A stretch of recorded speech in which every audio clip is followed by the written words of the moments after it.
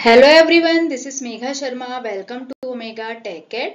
आज के वीडियो से हम स्टार्ट कर रहे हैं unit number 4, techniques for writing embedded code. इस वीडियो में हम डिस्कस करेंगे memory management, types of memory and making the most of your RAM. Computer में जो मेमोरी होती है वो ह्यूमन ब्रेन की तरह होती है। जैसे हमारी मेमोरी होती है, हम अलग अलग चीजें याद रखते हैं, हमारे पास अलग अलग तरह की इंफॉर्मेशन होती है। उसी तरीके से कंप्यूटर में भी मेमोरी होती है जो कि उसका स्टोरेज स्पेस है। तो कंप्यूटर में जो मेमोरी होती है उसमें डेटा स्टोर रहता है और प्रोसेस होता है। तो मेमोरी मैनेजमेंट एक प्रोसेस है जिसमें हम कंप्यूटर मेमोरी को मैनेज करते हैं। कंप्यूटर मेमोरी को मैनेज करना इसलिए इम्पोर्टेंट है जिससे कि हम सिस्टम की ओवरऑल परफॉर्मेंस को ऑप्टिमाइज कर पाएं और मेमोरी को प्रॉपरली यूटिलाइज कर पाएं। तो जितनी भी कंप्यूटर की मेमोरी है उसको प्रॉपरली यूटिलाइज करने के लिए, सिस्टम की ओवरऑल परफॉर्मेंस को ऑप्टिमाइज करने के लिए, परफॉर्मेंस इंप्रूव करने के लिए हम मेमोरी को मैनेज करते हैं और इसी प्रोसेस को हम मेमोरी मैनेजमेंट बोलते हैं। Means we can define memory management is the process of controlling and coordinating a computer memory, assigning sections called blocks to different running programs to optimize the overall performance of the system। तो हम computer की memory को अलग अलग sections में divide करते हैं जिसे हम ब्लॉक बोलते हैं, जिससे कि हम सिस्टम की ओवरऑल परफॉर्मेंस को इम्प्रूव कर पाए, उसका प्रॉपर यूटिलाइज कर पाए, मतलब मेमोरी को प्रॉपरली यूटिलाइज कर पाए।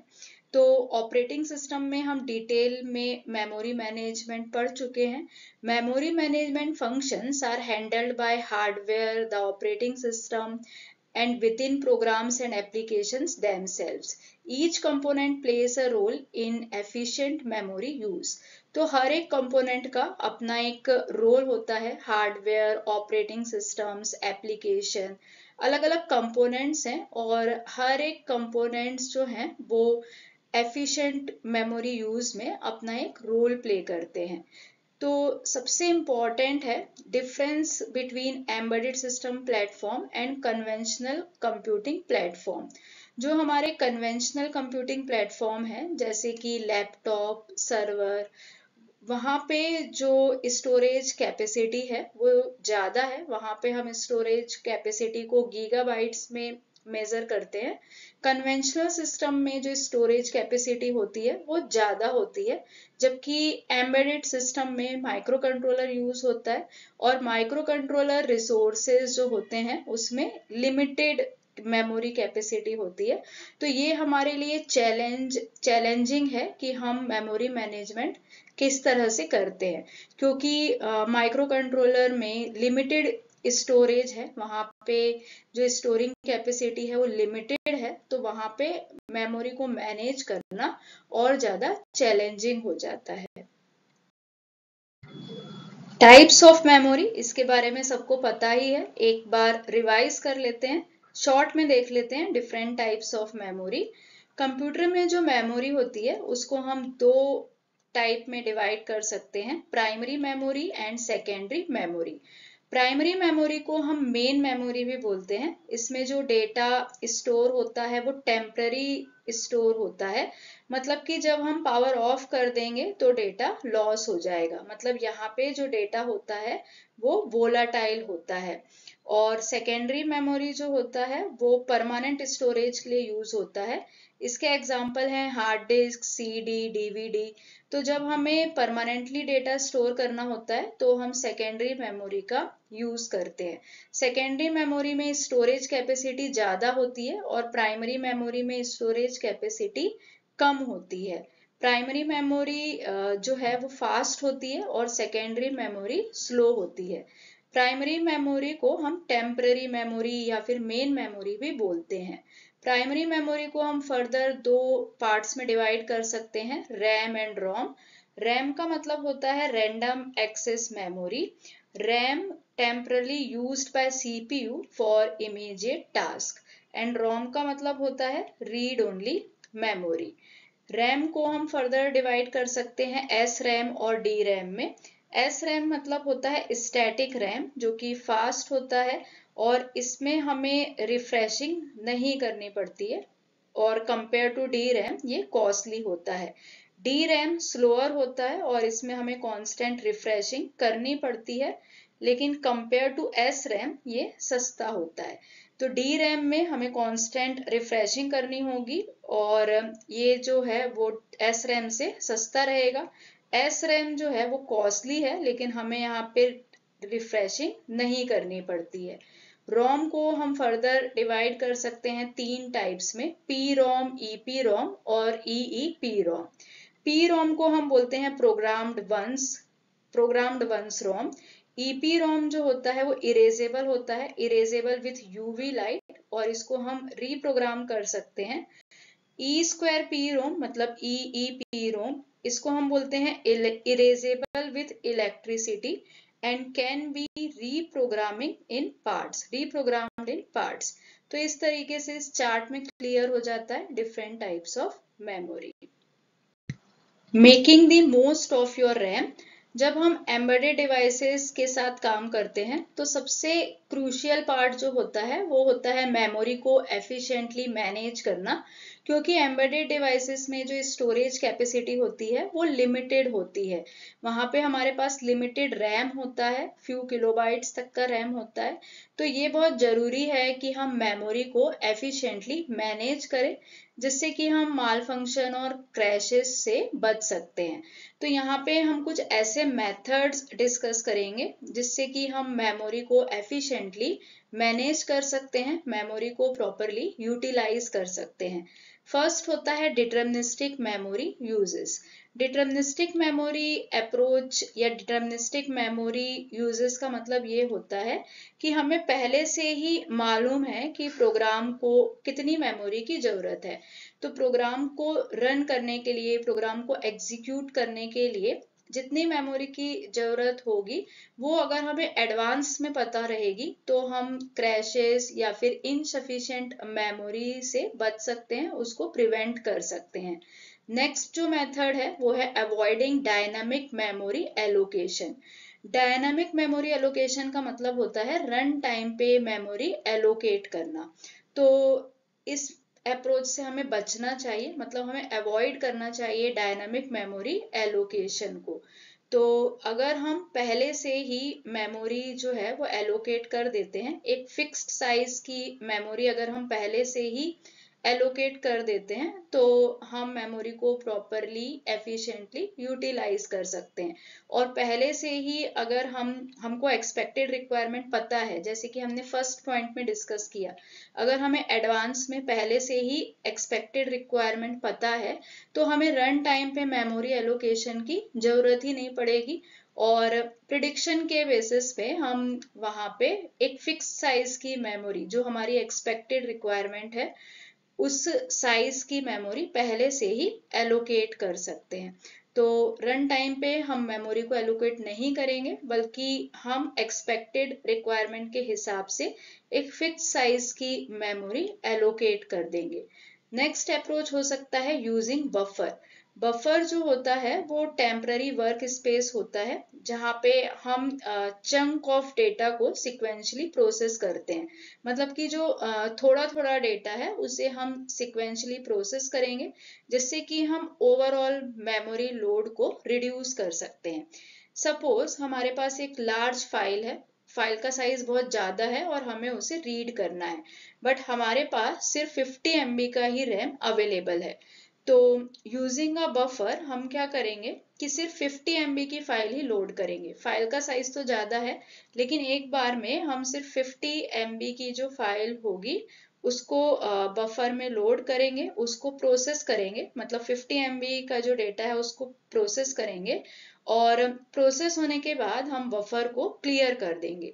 उसके बाद हम नेक्स्ट 50 MB जो है उसे लोड करेंगे बफर में, और वो प्रोसेस होने के बाद हम बफर को क्लियर करेंगे और नेक्स्ट जो 50 MB है उसे लोड करेंगे। तो इस तरीके से हम 50 MB रैम का यूज करके पूरी फाइल को रीड एंड प्रोसेस कर सकते हैं। नेक्स्ट अप्रोच हम फॉलो कर सकते हैं मैनेजिंग स्टार्टअप प्रोग्राम्स। कुछ ऐसे प्रोग्राम्स होते हैं, कुछ ऐसे अननेसेसरी प्रोग्राम्स होते हैं जो कि ऑटोमेटिकली स्टार्ट हो जाते हैं और सिस्टम की वैल्यूएबल मेमोरी को यूज करते हैं। तो ऐसे प्रोग्राम को हमें डिसेबल करना चाहिए जिससे कि जो इम्पोर्टेंट एप्लीकेशंस हैं उनको इनफ रिसोर्सेस मिल पाए। हम टास्क मैनेजर का भी यूज कर सकते हैं अगर हमें मेमोरी को इफेक्टिवली यूज करना है, इफेक्टिवली मैनेज करना है, तो हम टास्क मैनेजर का यूज करके देख सकते हैं कि डिसेबल अननेसेसरी प्रोग्राम्स कौन से हैं और रैम को प्रॉपर तरीके से यूटिलाइज करके सिस्टम की परफॉर्मेंस को इम्प्रूव कर सकते हैं। Organising RAM, stack versus heap. Stack के बारे में हम डेटा स्ट्रक्चर में पढ़ चुके हैं। स्टैक का यूज टेम्पररी वेरिएबल को स्टोर करने के लिए होता है। ए stack is a special area of memory that stores temporary variables created by functions during run time. तो टेम्पररी वेरिएबल्स में आते हैं local variables, methods and reference variables.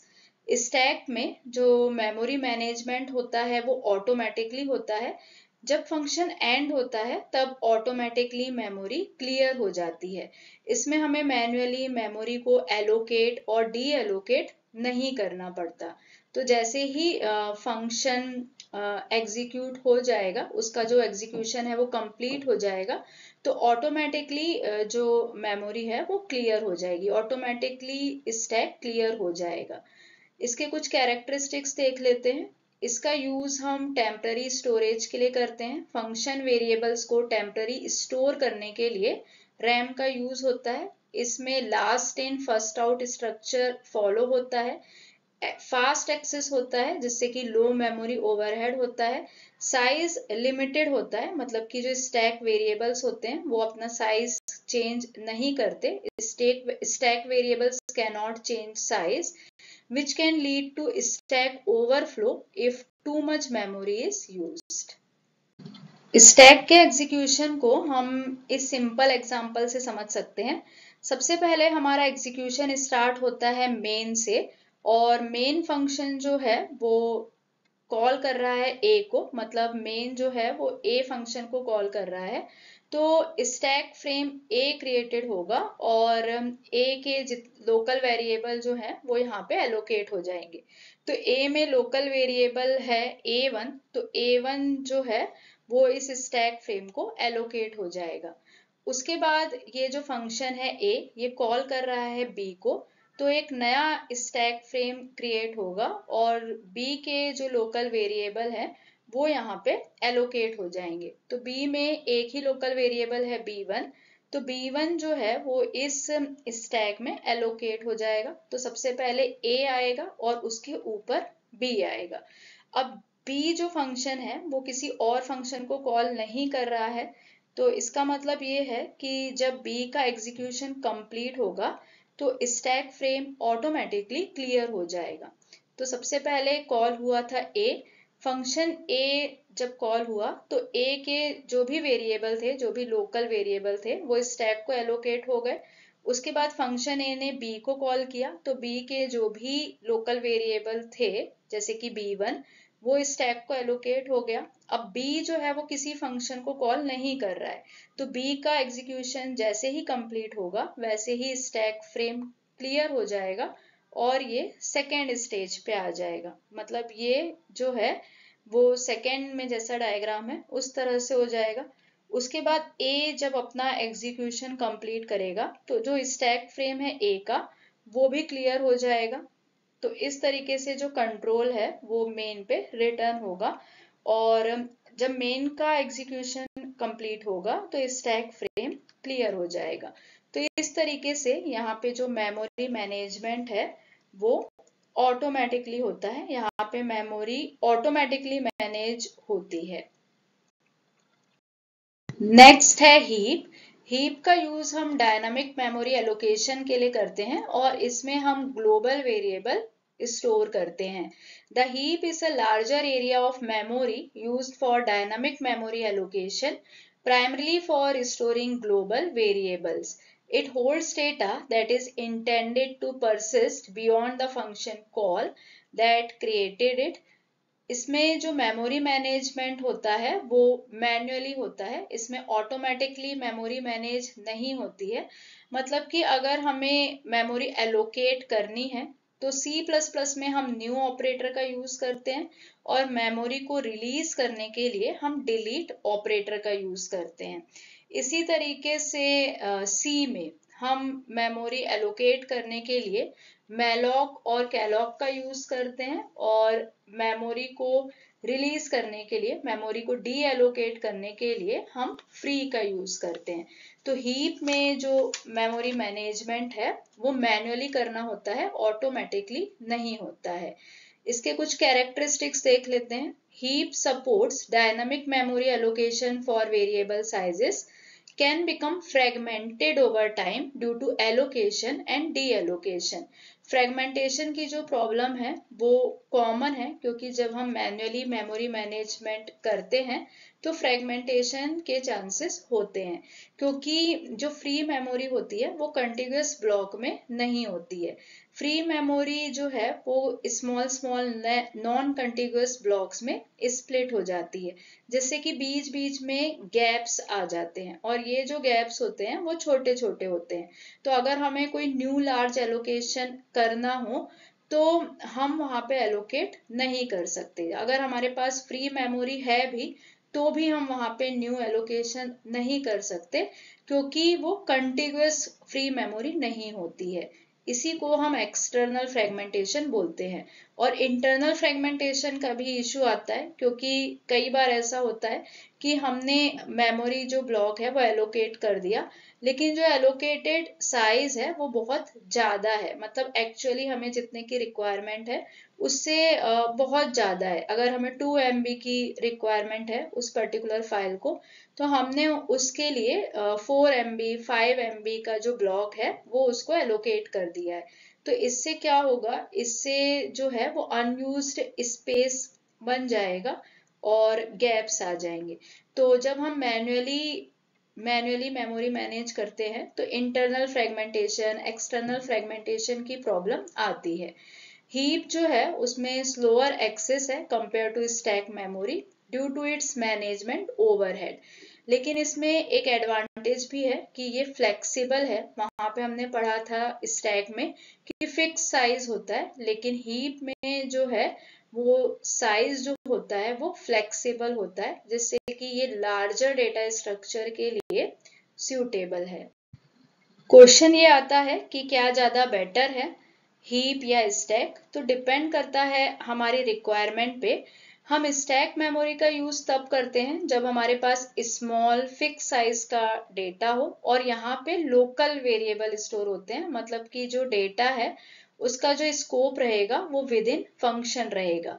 इसके अलावा जब हमें ऑटोमेटिक मेमोरी मैनेजमेंट चाहिए, जब हमें fast memory allocation D allocation चाहिए, तब हम स्टैक का यूज करते हैं।